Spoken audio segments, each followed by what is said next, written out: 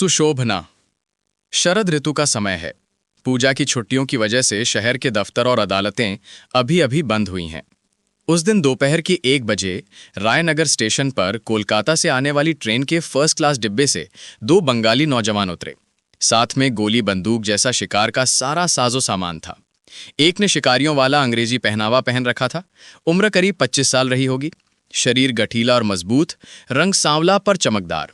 नाम अमरेंद्रनाथ मल्लिक। दूसरा युवक उससे 1-2 साल छोटा था। हाथ में बंदूक तो थी पर पहनावे में धोती और कोट था। उसका रंग कुछ साफ था और शरीर की बनावट में एक खास सलीका था। खासकर उसके बाल और आंखें बहुत सुंदर थीं। इसका नाम सुकुमार मजूमदार था। साथ ही 3rd क्लास के डिब्बे से वर्दी पहने एक मुसलमान नौकर उतरा। उसके साथ लकड़ी की एक संदूक और एक बड़ी बाल्टी भी उतरी। उस बाल्टी में एक विलायती चूल्हा यानी स्टोव और दूसरा सामान भरा था। दोनों युवक धीरे धीरे कदम बढ़ाते हुए स्टेशन के वेटिंग रूम में दाखिल हुए। तभी गाड़ी छूटने की घंटी बजी। कूली के सिर पे लकड़ी की संदूक और हाथ में बाल्टी थमाकर नौकर भी वेटिंग रूम में आ गया। वो कूली को पीछे वाले बरामदे में ले गया, सामान उतरवाया और स्टोव जलाकर चाय का पानी चढ़ा दिया। बख्शीश लेकर कुली जा ही रहा था कि अमरेंद्र ने उसे पुकारा। क्यों रे, तेरा नाम क्या है? जी, मेरा नाम हरिदास है। हम लोग मल्लाह हैं। यहीं के रहने वाले हो? जी नहीं, यहाँ से कोई 3 कोस दूर घर है। अच्छा, क्या तुम्हें कुमीर दिघी का पता है? उसे भला कौन नहीं जानता हुजूर। हमारे गांव से बस 1 कोस का रास्ता है। यहाँ से कितनी दूर है वो झील? यहाँ से करीब 2-2.5 कोस होगी। क्या कुमीर दिघी में सच में मगरमच्छ यानी कि कुमीर हैं? जी थे, बहुत थे। कोलकाता से साहब लोगों ने आकर मार मार कर उनका वंश ही खत्म कर दिया। पर अब मगरमच्छ बिल्कुल नहीं है, ऐसा भी नहीं कह सकता हुजूर। अमरेंद्र ने अंग्रेजी में सुकुमार से कहा, मुझे बंदूक और टिफिन बॉक्स उठाने के लिए एक आदमी तो चाहिए ही, इसी को काम पर रख लेते हैं। सुकुमार बोला, यही सही रहेगा, वहीं का रहने वाला है, सब जानता पहचानता होगा। अमरेंद्र ने हरिदास की मजदूरी तय की और उसे पूरे दिन के लिए काम पर रख लिया। हरिदास बोला, कब निकलना है हुजूर? बस आधे घंटे बाद ही। जी हुजूर, तो मैं जरा अपने ठिकाने से होकर आता हूं, कहकर वो चला गया। चाय का पानी तैयार हुआ तो नौकर ने मेज लगाई और टिफिन बॉक्स से लूची, आलू फ्राई, बैंगन फ्राई और गोभी फ्राई जैसी चीजें निकालकर अपने मालिक और उनके दोस्त को ब्रेकफास्ट कराया। पानी की जगह चाय दी। ब्रेकफास्ट करते समय अमरेंद्र ने देखा कि कुछ लोग बाहर खड़े होकर मुंह बाए तमाशा देख रहे हैं। अमरेंद्र ने नौकर से कहा, पर्दा गिरा दे। नौकर ने भागकर उन्हें डांटा, भगाया और दरवाजे का पर्दा खींच दिया। नाश्ता खत्म करके दोनों दोस्त सिगरेट पी रहे थे कि हरिदास आ पहुंचा। अमरेंद्र ने उससे पूछा, क्यों रे, यहां मुर्गा मिलता है? हरिदास ने खिड़की के बाहर उंगली से इशारा किया, हुजूर, वो जो मैदान के उस पार आम के पेड़ दिख रहे हैं ना, वहीं मोमिनपुर गांव है। वहां बहुत से मुसलमान किसान रहते हैं। उनसे पूछेंगे तो मुर्गा, अंडा सब मिल जाएगा। अमरेंद्र ने अपने नौकर से कहा, हमारे निकलते ही उस मोमिनपुर जाकर 2-4 मुर्गे और 1 दर्जन अंडे ले आना। रात के लिए 1 मुर्गे का रोस्ट और 1 की करी बना के रखना। हमारे लौटने के बाद चावल बनाना, समझे? नौकर ने कहा, जी हुजूर। पर विधाता तो कहीं अदृश्य रहकर इस खाने की तैयारी सुनकर मुस्कुरा रहे थे, क्योंकि इन दोनों युवकों का दाना पानी उन्होंने अभी कहीं और ही तय कर रखा था। नौकर ने मालिक के हुक्म पर लकड़ी की संदूक से बर्फ के पानी से भरे 2 बड़े थर्मस फ्लास्क निकाले और टिफिन बॉक्स सजाने बैठा। हरिदास ने शक भरी नजरों से टिफिन बॉक्स की तरफ देखकर पूछा, हुजूर, क्या इस बक्से में पका हुआ मुर्गा वगैरह भी जा रहा है? अमरेंद्र हंसकर बोला, नहीं रे नहीं, देख तो सही, कचौरी, समोसे और मिठाई के अलावा कुछ नहीं है। ये कचौरी समोसे भी मेरे घर के ब्राह्मण रसोइये के तले हुए हैं, तू डर मत। टिफिन बॉक्स और बंदूक का केस हरिदास के सिर पर लदवाकर दोनों दोस्त शिकार के लिए निकल पड़े। दोनों ही हिंदू लड़के थे। उन्हें दुर्गा श्रीहरि बोलकर निकलना चाहिए था, पर कलयुग का असर ऐसा था कि उन्हें यह बात याद ही नहीं रही। यहां इन दोनों युवकों का थोड़ा संक्षिप्त परिचय देना जरूरी है। दोनों ही कलकत्ता के बादुड़ बागान में रहते हैं और दोनों ही वैद्य खानदान से हैं। अमरेंद्रनाथ तो मुंह में चांदी की चम्मच लेके पैदा हुआ था। उसके पिता बहुत अमीर थे और कलकत्ता में उनका बड़ा कारोबार था। खुद के रहने के मकान के अलावा शहर में उनके 5 मकान किराए पर चलते थे। अब वे स्वर्गवासी हो चुके हैं और उनका इकलौता बेटा अमरेंद्र ही उस छोड़े हुए व्यापार और सारी जमींदारियत का मालिक है। 3 साल पहले अमरेंद्र की शादी हुई थी और पिछले साल उसे एक बेटा हुआ। पत्नी सुभाषिनी रूप और गुणों में अमरेंद्र की मनचाही अर्धांगिनी है। उन दोनों के बीच का प्रेम आज भी बहुत गहरा है। अमरेंद्र की माँ सुहागन रहते हुए ही स्वर्ग सिधार गई थी। पत्नी के अलावा घर में उसकी एक कुंवारी बहन है जिसका नाम सांत्वना है, और एक बूढ़ी ताई जी हैं जिन्होंने बहू के हाथों में घर की चाबी सौंप दी है और अब बस हरिनाम जपती हैं और लोगों पर चिल्लाकर या आजकल के जमाने की बुराई करके वक्त काटती हैं। दूसरा युवक सुकुमार मजूमदार एक गरीब घर का बेटा है। उसके पिता कम तनख्वाह पर क्लर्क की नौकरी करते थे और 2 बेटियों की शादी में अपनी सारी जमा पूंजी लुटाकर इस दुनिया से चले गए। सुकुमार भी क्लर्क की नौकरी करके गुजारा कर रहा है। घर में उसकी विधवा माँ के अलावा 2 छोटे भाई और एक कुंवारी बहन भी है। सांसारिक हैसियत में जमीन आसमान का फर्क होने के बावजूद अमरेंद्र और सुकुमार की बचपन की दोस्ती बहुत गहरी थी। स्कूल में वे एक ही क्लास में पढ़ते थे। एंट्रेंस की परीक्षा में फेल होने के बाद अमरेंद्र ने पढ़ाई छोड़ दी और अपने पिता के बड़े कारोबार में हाथ बंटाने लगा। सुकुमार ने बीए पास करके एमए में दाखिला लिया था, पर तभी उसके पिता का देहांत हो गया। पेट पालने की खातिर उसे मजबूरन पढ़ाई छोड़नी पड़ी। उसके पिता के दफ्तर में बड़े साहब ने मेहरबानी दिखाई और उसे नौकरी दे दी। वही नौकरी वो आज भी कर रहा है। एक और बात जान लेंगे तो इनका परिचय पूरा हो जाएगा। अमरेंद्र ने सबके सामने ये तय कर लिया है कि अपनी बहन सांत्वना की शादी सुकुमार से कराकर अपनी दोस्ती पर पक्की मोहर लगा देगा। उसके मन में एक गुप्त अरमान भी था कि शादी के बाद सुकुमार की कम तनख्वाह वाली क्लर्क की नौकरी छुड़वाकर उसे अपने कारोबार में बराबर का पार्टनर बना लेगा। लेकिन सांत्वना को अपने बड़े भाई के इस इरादे की भनक तक नहीं थी। अब वो कोई छोटी बच्ची नहीं थी, 14 साल की हो चुकी थी। जब से इस शादी की बात चली थी वो बहुत उदास रहने लगी थी। वो कितनी ही बार सुकुमार के घर जा चुकी थी। उस घर में बिजली नहीं थी, यानी पंखा भी नहीं था, और तेल के दिए जलते थे। फर्नीचर भी बहुत साधारण और पुराना था। नौकर चाकर और खाने पहनने का ढंग भी उसके आलीशान घर के मुकाबले बहुत मामूली था। इसीलिए उसे इस शादी में कोई दिलचस्पी नहीं थी। नतीजा ये था कि सुकुमार को देखते ही उसका खून खोलने लगता था। अब तक उसने मुंह खोलकर किसी से ये बात नहीं कही थी, पर उसकी भाभी उसके मन का हाल समझती थीं। हालांकि वे इसे बचपना समझकर इस पर ज्यादा ध्यान नहीं देती थीं। शादी नवंबर की शुरुआत में होगी, यही तय था। चारों तरफ नीची दीवार से घिरा एक छोटा सा बगीचा था और बीचों बीच एक नई बनी 2 मंजिला इमारत। फाटक के दोनों तरफ 2 कमरे थे, एक में दरबान रहता था और दूसरे में माली। नीचे की मंजिल के लगभग सारे कमरे खाली थे, बस एक में घर का मुंशी रहता था। घर के पीछे कुछ कच्ची कोठरियां थीं जहां कहार रहते थे जो पालकी ढोने का काम करते थे। दूसरी मंजिल पर घर के मालिक अपनी इकलौती बेटी के साथ रहते थे। उनके सिवा उनका और कोई नहीं था। दूसरी मंजिल की पूरब वाली बालकनी में एक कुर्सी पर लेटे हुए घर के मालिक और रिटायर्ड सब जज बूढ़े हरिशंकर बाबू दोपहर के खाने के बाद अखबार पढ़ रहे थे। एक छोटी मेज पर चांदी की डिबिया में 2 पान रखे थे। दूसरी तरफ फर्श पर उनका हुक्का था और उसकी नली कुर्सी के हत्थे पर रखी थी। वे बीच बीच में अखबार छोड़कर नली उठाते और थोड़ी देर कश मारकर फिर अखबार पढ़ने में डूब जाते। पैरों में चप्पल पहने 16-17 साल की एक खूबसूरत लड़की कमरे से बाहर आई। उसके घुंघराले बाल पीठ पर बिखरे थे। उसने एक सादी धारीदार साड़ी पहनी थी और उसने हाथ में शम की पत्ती वाले रंग का फ्लैनल का हाफ स्लीव ब्लाउज पहन रखा था। उसका रंग एकदम साफ था। बड़ी बड़ी आंखें और जवानी की चमक उसके पूरे वजूद से झलक रही थी। वो बूढ़े की कुर्सी के पास आकर बोली, पिताजी, क्या 2 पान और दे जाऊं? हरिशंकर बाबू ने आंखें उठाकर पूछा, देकर कहाँ जाएगी, सोने? नहीं पिताजी, मैं छत पर बाल सुखाने जा रही हूं। चली जा, पर दिन में मत सोना बिटिया। सर्दियों में दिन में सोने से तबीयत बिगड़ती है। नहीं पिताजी, मैं नहीं सोऊंगी। अगर नींद आई तो नीचे बगीचे में टहल लूंगी। पर आपने पान की बात नहीं बताई, क्या 2 पान और दे जाऊं? हरिशंकर बाबू ने डिबिया की तरफ देखा और बोले, इसमें तो 2 पड़े ही हैं, और पान का क्या करूंगा? लड़की का नाम सुशोभना था। वह कोलकाता के कॉलेज में पढ़ती थी और बोर्डिंग में रहती थी। फिलहाल छुट्टियों में घर आई थी। सुशोभना धीरे धीरे कमरे में गई और अपनी मेज पर बिखरी किताबों में से एक उपन्यास चुनकर छत पर चली गई। वहां उसने देखा कि घर की नौकरानी किशोरी की मां खाना खाकर और मुंह में पान तंबाकू दबाकर दाल की बड़ी बनाने बैठी है। सुशोभना थोड़ी देर पास खड़ी होकर बड़ी बनाने का उसका तरीका देखती रही। फिर पूछा, कौन सी दाल पीस रही है किशोरी की मां? नौकरानी बोली, उड़द की दाल है बिटिया। सुशोभना वहां से हटकर छत की मुंडेर के पास जाकर खड़ी हो गई।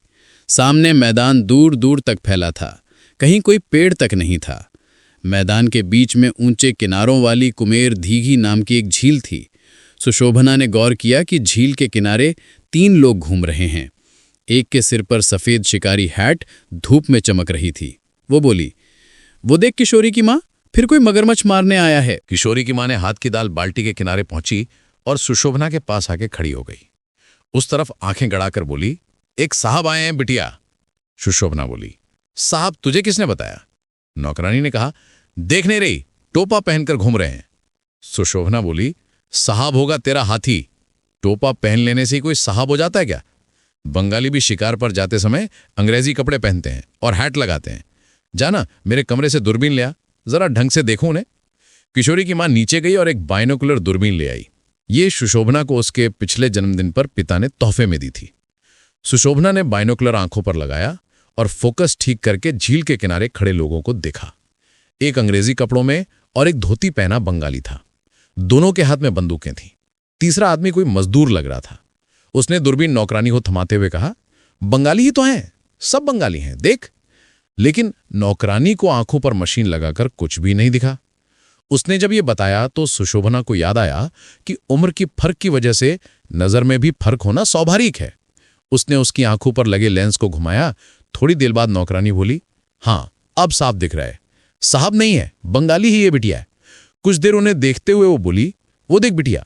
दूसरे 2 लोग हट गए और साहब जैसा दिखने वाला लेट गया। सुशोभना बोली, शायद कोई मगरमच्छ पानी के ऊपर आया है, गोली चलाएगा। इतना कहकर उसने दूरबीन वापस ले ली और आंखों से लगा लिया। उसका अंदाजा सही निकला। धुआं दिखा और 2-3 सेकंड बाद बंदूक की आवाज भी कानों तक पहुंची।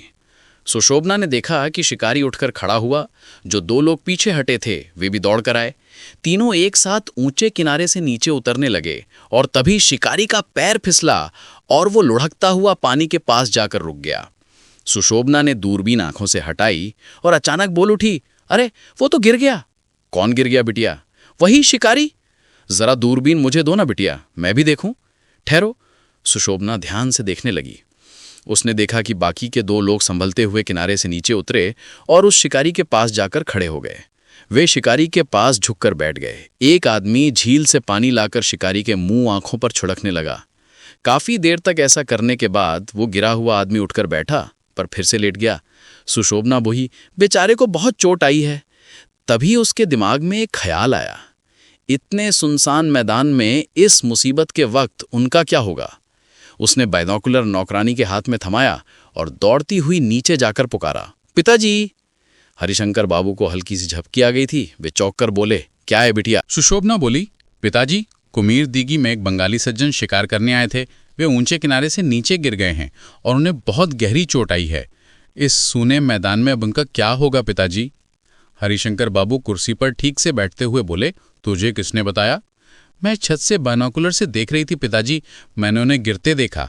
शायद वे बेहोश हो गए हैं। कितनी देर हुई? अभी 5 मिनट भी नहीं हुए होंगे। पिताजी जल्दी से पालकी ढोने वालों को भेजिए ताकि वे उन्हें यहाँ ले आएं। इसके अलावा तो और कोई रास्ता नहीं है। हरिशंकर बाबू कुर्सी छोड़कर खड़े हो गए। बोले, ठीक है, मैं खुद ही पालकी लेकर जाता हूँ। तब तक तुम एक काम करो बिटिया, उन्हें लाकर ऊपर चढ़ाना शायद मुमकिन ना हो। नीचे वाले कमरे में जो लोहे का पलंग है उस पर बिस्तर लगाकर तैयार रखो। जरा मेरे कपड़े और जूते तो ला दो। सुशोभना दौड़कर कमरे के अंदर गई और पिता के कपड़े और जूते ले आई। पालकी ढोने वाले घर पर ही रहते थे। वे उस वक्त खाना खाकर दोपहर की नींद की तैयारी कर रहे थे। पालकी में बिछावन लगाकर हरिशंकर बाबू खुद उसमें सवार हुए और कुमीर दीघी की तरफ निकल पड़े। सुशोभना ने छत पर जाकर नौकरानी के हाथ से बाइनोकुलर लिया और आंखों से लगाकर देखा।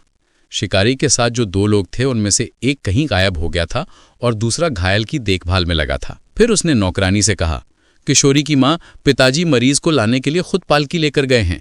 नीचे वाले कमरे में जो लोहे का पलंग है उस पर गद्दा तो लगा ही है, उसकी धूल अच्छी तरह झाड़ दो। फिर उस पर एक गद्दा और एक साफ चादर बिछा दो और तक्की लगाकर बिस्तर तैयार कर दो। पिताजी कहकर गए हैं। अरे बाप रे, क्या आफत है। हे मधुसूदन, कहती हुई नौकरानी चली गई। सुशोभना देखती रही। उसके पिता की पालकी तेजी से जा रही थी। 1 मिनट, 2 मिनट, वो करीब आधे रास्ते पहुंच गई। तभी अचानक उसे एक बात याद आई। वो नीचे भाग कर गई।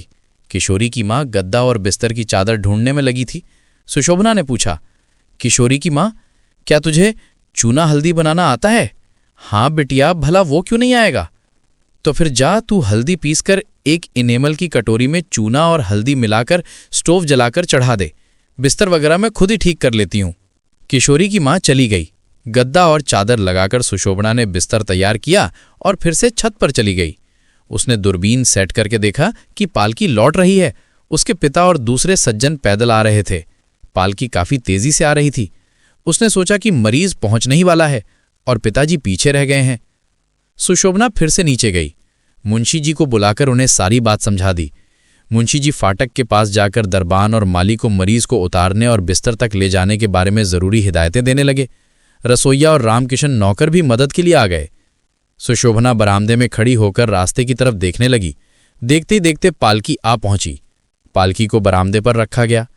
सबने मिलकर मरीज को सहारा दिया, उसे उतारा और बिस्तर पर लेटा दिया। मरीज दर्द से कराह रहा था।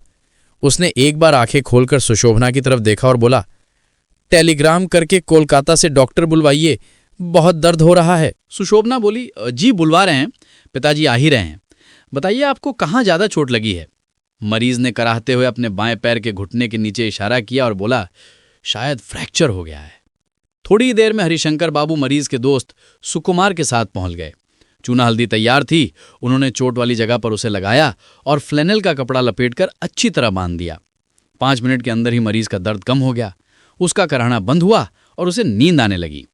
हरिशंकर बाबू बोले, शाम से पहले कोलकाता जाने वाली कोई ट्रेन तो है नहीं, उसमें काफी वक्त बर्बाद हो जाएगा। उससे अच्छा है कि अमर बाबू की फर्म के मैनेजर, क्या नाम बताया आपने, उन्हें टेलीग्राम कर दीजिए। वे मेडिकल कॉलेज के किसी अच्छे सर्जन को साथ लेकर आ जाएं। अभी दोपहर के 1:30 बजे हैं। शाम तक वे डॉक्टर लेकर यहां पहुंच जाएंगे। इसी मशवरे के मुताबिक मरीज की हालत की पूरी जानकारी देते हुए एक लंबा टेलीग्राम भेजा गया। मरीज जब जागा तो बीच बीच में उसे गर्म दूध पिलाया गया। शाम 5 बजे जवाब आया कि मैनेजर बाबू डॉक्टर के साथ रात 8 बजे की ट्रेन से पहुंच जाएंगे। अमरेंद्र नाथ की पत्नी और बहन भी साथ आ रही हैं। स्टेशन पर गाड़ियों का इंतजाम रखा जाए। हरिशंकर बाबू ने सही इंतजाम के लिए अपने मुंशी को स्टेशन भेज दिया। सुकुमार बोला, मुंशी जी, अमरेंद्र बाबू का एक बावर्ची हमारे साथ आया था। वेटिंग रूम के बरामदे में वो मिल जाएगा। उसे एक टिकट खरीद के कोलकाता वापस भेज दिएगा। ये लीजिए पैसे। रात 9 बजे तक सब लोग पहुंच गए। डॉक्टर साहब ने अमरेंद्र नाथ की टूटी हड्डी को सेट किया, मजबूत पट्टी बांधी और एक्सटेंशन प्रोसेस के जरिए लोहे की सींकों वाले सांचे में उसे फिट कर दिया। उस सांचे को पलंग के ऊपर वाले हिस्से से रस्सी बांधकर लटका दिया गया। टूटा हुआ पैर बिस्तर से 4-5 इंच ऊपर बंधा हुआ झूलने लगा। डॉक्टर ने कहा कि पूरे 3 हफ्ते तक, जब तक टूटी हड्डी जुड़ नहीं जाती, मरीज को इसी हालत में रहना होगा। वो लेटा रहेगा। अगर दर्द ना हो तो थोड़ा उठकर बैठ भी सकता है, लेकिन बिस्तर नहीं छोड़ पाएगा। यह तय हुआ कि डॉक्टर साहब हफ्ते में एक बार आकर मरीज को देख जाया करेंगे। अमरेंद्र नाथ की पत्नी और बहन दोनों यहीं रुक गईं। सुकुमार भी रुक गया। हरिशंकर बाबू और उनकी बेटी के देखभाल और शालीनता ने सबका दिल जीत लिया था। 1 महीना बीत चुका है, पर अमरेंद्र नाथ की हालत अब भी वैसी ही है। वो अब भी बंधा हुआ है। पहले डॉक्टर साहब ने 3 हफ्तों की बात कही थी, पर पिछले हफ्ते वे मरीज के टूटे हुए पैर का एक्सरे लेकर गए थे। इस हफ्ते वे उस फोटो को साथ लाए और सबको दिखाया कि हड्डी बिल्कुल साफ तरीके से जुड़ गई है। फिर भी उन्होंने कहा कि पक्का यकीन करने के लिए वे अभी 2 हफ्ते और पट्टी नहीं खोलेंगे। पट्टी खुल भी गई तो भी मरीज घर नहीं जा पाएगा। उसे 1 हफ्ता बिस्तर पर पड़े रहकर पैरों की मालिश करानी होगी, क्योंकि इतने लंबे समय तक बिना हिले डुले रहने से पैर सुन्न हो गया है और अभी और भी हो जाएगा। अमरेंद्र नाथ की पत्नी सुभाषिनी और बहन सांत्वना दोनों यहीं हैं। पहले 4-5 दिनों के बाद जब दिखा कि मरीज को अब कोई शारीरिक दर्द नहीं है और ज्यादा देखभाल की भी जरूरत नहीं है, तब इन लोगों ने आपस में सलाह की थी कि सांत्वना को लेकर सुभाषिनी वापस चली जाए, क्योंकि मेजबान को काफी असुविधा हो रही है। जिसे जितना कम किया जा सके इतना अच्छा। सुकुमार का ऑफिस खुलने पर वो एक दिन जाकर 1 महीने की छुट्टी लेकर यहीं रुक जाए। लेकिन हरिशंकर बाबू इस बात पर राजी नहीं हुए। उन्होंने बड़े प्यार से कही गई असुविधा की बात को हंसकर टाल दिया और बोले, अगर हम इतने लोग 2 वक्त की रोटी खा सकते हैं तो तुम्हें भी 2 निवाले खिलाने में मुझे कोई कष्ट नहीं होगा। इस मुसीबत के समय पत्नी और बहन पास रहें तो और कुछ ना सही, कम से कम मरीज का मन तो अच्छा रहेगा। क्या ये कोई छोटी बात है? नहीं, ये बच्चों वाले ख्याल तुम लोग छोड़ दो। उधर एक और ही लफड़ा शुरू हो गया है। सुभाषिनी और सांत्वना मरीज की देखभाल के लिए रुक गई थीं। सुकुमार का रुकना उतना जरूरी नहीं था, पर वो भी यहां टिका हुआ है। ऑफिस खुलने वाले दिन जाकर वो 2 हफ्तों की छुट्टी लेकर आ गया है। असल बात यह है कि उसे इस घर की लड़की सुशोभना बहुत ही प्यारी लगी है। सांत्वना और सुभाषिनी लगभग पूरा दिन मरीज के पास रहती हैं। सुकुमार के आने पर सुभाषिनी थोड़ा झेप जाती है और सांत्वना का मुंह फूल जाता है। इसलिए मरीज के पास बैठे रहने की उसे कोई ज़रूरत भी नहीं पड़ती और ना ही उसे वहाँ बैठना अच्छा लगता है। इसलिए वो लगभग पूरा दिन सुशोभना के आसपास ही रहता है। उसे ये भी समझ आ गया है कि सुशोभना उससे चिढ़ती नहीं है, बल्कि मामला उल्टा ही है। सुशोभना और सांत्वना को जब भी वो साथ देखता है तो उसके मन का कंपास कांटा सांत्वना की तरफ से हटकर सुशोभना की तरफ तेजी से घूमने लगता है। जब महिलाएं नहाने जाती हैं तब सुकुमार आकर दोस्त के सराहने बैठता है। उसने अपने दोस्त को सब कुछ बता दिया है। कब और किन हालात में इन दोनों ने एक दूसरे के मन की बात जान ली थी ये तो हमें ठीक से नहीं पता, लेकिन सुशोभना का कॉलेज खुलने से 2 दिन पहले दोपहर को बगीचे के आम के पेड़ की छाया में लोहे की बेंच पर बैठे हुए दोनों के बीच कुछ ऐसी बातचीत हो रही थी। सुकुमार ने कहा, परसों तो तुम्हारा कॉलेज खुल रहा है, तुम तो चली जाओगी। सुशोभना बोली, हाँ जाना तो पड़ेगा ही, उसी दिन तुम्हारी छुट्टी भी तो खत्म होगी। सुकुमार ने जवाब दिया, हाँ मुझे भी जाना होगा, पर उससे पहले मैं तुम्हारे पिताजी से ये बात छेड़ना चाहता हूँ, तुम क्या कहती हो? सुशोभना ने कहा, मैं भला क्या कहूँ, पिताजी सुनकर क्या कहेंगे ये सोचकर ही मेरी जान निकली जा रही है। सुकुमार बोला, मैं उन्हें जरूर कहूंगा कि मेरी माली हालत के बारे में सब कुछ अच्छी तरह जानकर ही तुमने मुझे अपनाया है। क्या फिर भी वे मना करेंगे? सुशोभना ने लंबी सांस लेकर कहा, क्या पता, शायद कहें कि अभी बच्ची है, अपने भले बुरे की क्या समझ इसे, इसकी बात का क्या भरोसा। सुकुमार ने जोश में कहा, अगर वे समझ गए कि हमारे इस मिलन में रुकावट डाली तो 2 दिल टूट जाएंगे। मेरा टूट जाए तो जाए, उससे उन्हें क्या फर्क पड़ेगा, पर तुम्हारा दिल भी टूट जाएगा तो क्या वे राजी हुए बिना रह पाएंगे? अगर मां आज जिंदा होती तो शायद हमें इतना सोचना नहीं पड़ता। सुशोभना बोली, पिताजी मुझे मां से कम प्यार नहीं करते, पर फिर भी डर है कि खत्म ही नहीं होता। दोनों कुछ देर चुपचाप बैठे रहे, फिर सुकुमार बोला, अच्छा क्या कोलकाता में हमारी मुलाकात मुमकिन नहीं हो पाएगी? सुशोभना ने पूछा, वो कैसे होगा? सुकुमार ने कहा, बोर्डिंग में तो लड़कियों के रिश्तेदार और दोस्त जाकर मिल सकते हैं, हफ्ते में 1 दिन या महीने में 1 दिन, ऐसा कोई नियम होता है, मैंने सुना है। सुशोभना बोई, हाँ पर वे माँ बाप होते हैं, कोई और मिलना चाहे तो पिताजी की चिट्ठी चाहिए। सुकुमार ने फिर पूछा, अच्छा अगर पिताजी मान गए तो क्या वे मुझे ऐसी चिट्ठी नहीं देंगे? सुशोभना ने जवाब दिया, क्या पता, पर पिताजी इजाजत दे भी दें तो भी तुम्हारा मुझसे मिलने आना बड़ी मुसीबत खड़ी कर देगा। सुकुमार ने पूछा, क्यों? सुशोभना ने समझाया, दूसरी सारी लड़कियां मुझसे पूछेंगी कि तुम्हारा कौन है, तुम मेरे कौन हो और क्या हो, ये मैं सबको बता नहीं पाऊंगी, तभी वे सब समझ जाएंगी। बड़ी तेज लड़कियां होती हैं सब, तब वे चिढ़ा चिढ़ाकर मेरा जीना मुहाल कर देंगी। पर उसकी जरूरत ही क्या है? अगर वो शुभ घड़ी आती है और पिताजी मान जाते हैं तो क्या परीक्षा तक ये कुछ महीने हम सब्र नहीं कर पाएंगे? इसी समय देखा गया कि रामकिशन नौकर इस तरफ आ रहा है, इसलिए उन्होंने अपनी बात रोक दी। नौकर ने आकर कहा, मालिक पूछ रहे हैं कि आपकी चाय यहीं भेज दी जाए या आप लोग मेज पर आएंगे? सुकुमार ने सुशोभना की तरफ देखकर धीमी आवाज में कहा, यहीं मंगवा लें क्या? पर सुशोभना बोली, नहीं चलो घर ही चलते हैं, रामकिशन पिताजी से कह दो कि हम आ रहे हैं। नौकर चला गया। रास्ते में चलते हुए सुशोभना ने पूछा, पिताजी से वो बात कब करोगे तुम? सुकुमार ने जवाब दिया, रात को खाने के बाद। तुम क्या कहती हो? सुशोभना बोली, अच्छा रात को खाने के बाद। सुशोभना सुभाषिनी से मिलने मरीज के कमरे में गई और सुकुमार हरिशंकर बाबू के साथ ऊपर चला गया। सुशोभना हरिशंकर बाबू बरामदे में इजी चेयर पर बैठ गए। रामकिशन हुक्का दे गया। हरिशंकर बाबू बोले, सुकुमार तुम्हें कब ऑफिस ज्वाइन करना है? परसों। कल ही मैं कोलकाता लौटने का सोच रहा हूँ। किस ट्रेन से? दोपहर वाली ट्रेन से। मैं भी उसी ट्रेन से शोभना को कॉलेज छोड़ने जाऊंगा। अच्छा हुआ, फिर तो साथ ही चलेंगे। इतना कह के सुकुमार चुप हो गया। हरिशंकर बाबू भी खामोशी से हुक्का पीने लगे। करीब 1 मिनट के इंतजार के बाद सुकुमार अचानक बोल पड़ा, हरिशंकर बाबू, आज मैं आपसे एक खास बात कहने के लिए रुका हूं। हरिशंकर बाबू के चेहरे पर हल्की सी मुस्कान आई, पर अंधेरे की वजह से सुकुमार उसे देख नहीं पाया। वे शांत आवाज में बोले, क्या कहना है कहो। सुकुमार ने तब अपनी अर्जी उनके सामने रखी। उसने अपनी गरीबी की बात भी साफ साफ बता दी। सुशोभना ये सब जानकर ही उसे अपना जीवन साथी बनाने को तैयार है, ये बात भी उसने जरूर कही। सुकुमार की बात खत्म होने पर हरिशंकर बाबू कुछ देर चुप रहे। सुकुमार का दिल धक धक करने लगा, जैसे कोई अपराधी जज साहब का फैसला सुनने आया हो। आखिरकार हरिशंकर बाबू बोले, अच्छा सुकुमार, तुम लोग तो पक्के हिंदू हो ना? जी हाँ। तुम्हारे रिश्तेदारों में कोई विदेश वगैरह गया था? जी नहीं। तुम्हारी माँ जिंदा है, तुमने कहा था ना? हाँ। हरिशंकर बाबू बोले, देखो तुमने अपनी माली हालत के बारे में जो कहा वो मेरे लिए कोई रुकावट नहीं है। बेटी की शादी के समय दामाद को मैं जो दहेज दूंगा उससे कई सालों तक उनकी जिंदगी बड़े आराम से कट जाएगी। मेरी वो इकलौती बेटी है, मेरे बाद सब कुछ मेरी बेटी और दामाद का ही होगा। पर एक और रुकावट है, उस बारे में सोचने के लिए मुझे आज की रात का वक्त दो। मैं कल सुबह तुम्हारी बात का जवाब दूंगा। अगले दिन सुबह 8 बजे सुकुमार जब हरिशंकर बाबू के कमरे से बाहर निकला तो उसका चेहरा खुशी से चमक रहा था। नीचे जाने वाली सीढ़ियों के पास सुशोभना खड़ी थी। वहां उस वक्त कोई नौकर नहीं था। सुशोभना आगे आई और उसने पूछा, पिताजी ने क्या कहा? सुकुमार ने सुशोभना को बाहों में भरकर उसका माथा चूम लिया और बोला, आता हूं, आकर बताऊंगा। इतना कहकर वो तेजी से नीचे उतर गया। सुशोभना भी मुस्कुराते हुए अपने काम में लग गई। सुकुमार मरीज के कमरे में पहुंचा और देखा कि अमरेंद्र अकेला है। उसने पूछा, बाकी सब कहाँ हैं? अमरेंद्र बोला, नहाने गए हैं। अच्छा हुआ, कहकर सुकुमार बिस्तर के पास वाली कुर्सी पर बैठ गया और दोस्त का हाथ थामकर बोला, भाई मैंने कहा था ना कि मैं तुम्हारी बहन से शादी नहीं कर पाऊंगा। उस बात से तुम दुखी हुए थे ना?